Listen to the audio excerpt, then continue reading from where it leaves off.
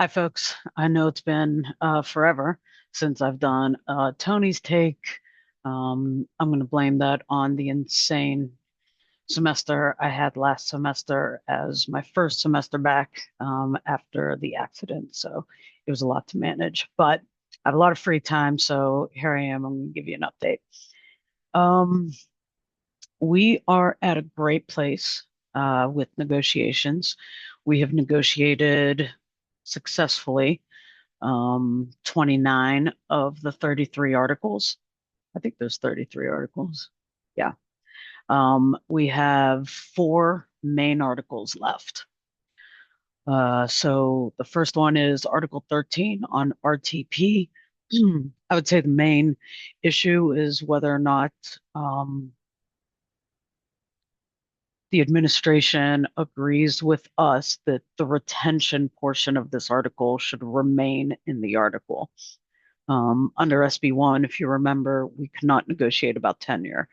We feel as though retention is separate from tenure, and I think initially the administration felt as though they were so related that it would be hard to negotiate about retention in the world of SB1. So they're thinking about that kind of offline and they're sidebarring, and we have a meeting early next week that I hope will have the answer to that. The second set of articles that unsurprisingly we have not settled is um, compensation and benefits. So we have been trying to do some internal salary analyses as well as comparing ourselves to um, other Ohio public universities. I'm sure you know that we have not had a raise in 7 years, except for the 2% raise. I think that President Miller gave us several years back, which was an acceleration of a raise that we had negotiated in the last contract. So that was contractually mandated for him to do, although he did do it 2 years before the mandate. So um, other than that, we've not had anything. So we're calculating cost of living, inflation, and what other universities have gotten in the way of raises, and we're going to prepare that to present to the administration.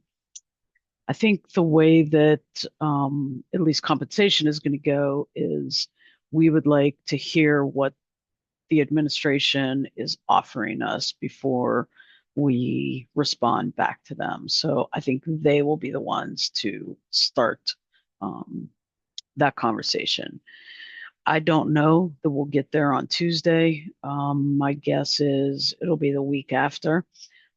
But certainly, if you have any analyses you've done just for the fun of it on pay or pay equity, please let us know.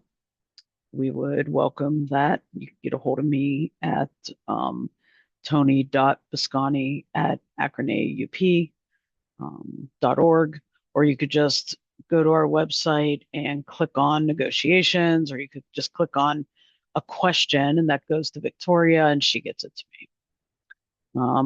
Benefits, I don't know a whole lot about benefits. That's going to be obviously discussed in conjunction with compensation. We are looking at what other universities, the percentage that they have to contribute um, to their own benefits and what they have to pay out of pocket and so on and so forth. But we haven't really got there yet. And then the fourth article that is left to negotiate is Article 29, which is the article on non-tenure track full-time faculty. So we have created a working group who have sidebarred to kind of create some rewrites and figure out where the problems lie and how they might want to best clarify those problems. Right now, we're just working on clarifying the article that exists.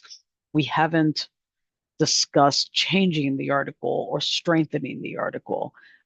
We sent a survey out, I think, a couple of days ago on NTT faculty concerns. So if you are a non-tenure track full-time faculty member, please complete that poll so we could take a look at what is most concerning to you. After we clean up the article, we will start talking about it more substantively. And that's where your input is going to be invaluable. So everything else has pretty much been negotiated.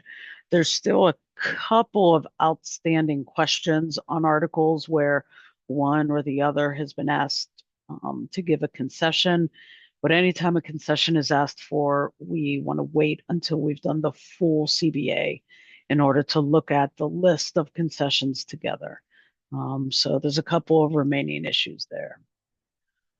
One of the reasons I've not done kind of full updates is that these are technically pre-negotiations. If you remember, neither of us have invoked our outside attorneys. And so the conversations have been very informal, and we've just gone basically in order of the articles. So once we have either agreement on all the articles, or we are at a stalemate with something, at that point, we will include outside attorneys. We're hoping not to get there. We hope that we can handle everything, internally. That saves both sides a lot of money. It saves both sides a lot of back and forth and posturing. Um, you know, we've worked really hard in the last 6 years to achieve and maintain a strong working relationship with the administration exactly for this reason, so that we could go into negotiations from a more kind of balanced, congenial place. That being said, we're now at the articles where there may be some sharper disagreements, and we're prepared to fight for every single thing that we have been given the power to fight for, including retention, promotion, and certainly pay. Um, so I think that's about it. I hope that this has been useful. People have asked whether or not I think that negotiations will be successful by the time the contract elapses, which is June 30th. And I do. I mean, it's only February and we are down to the last four articles. So I feel as though we will successfully negotiate a contract before the one we're on elapses. Um, I will update you for sure now based on the conversations regarding these four articles. Keep in mind, though, that when I say that there's been agreement, no attorneys have looked at the language. So there could be some minor adjustments once we ship our CBA agreed CBA, our pre-negotiation agreed CBA off to our attorneys. There could be some minor shifts for legal reasons.